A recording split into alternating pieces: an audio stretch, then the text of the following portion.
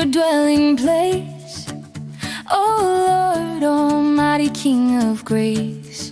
My soul it longs, yes it faints for you, for courts where your presence renews. My heart and flesh cry out and sing for the living God, my everything.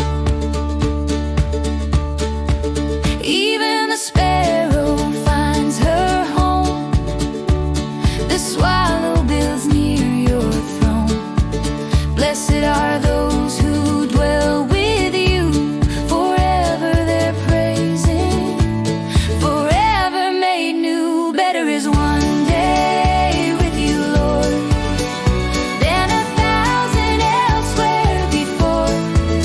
I'd rather stand at your humble door than feast in the tents of the wicked, Lord.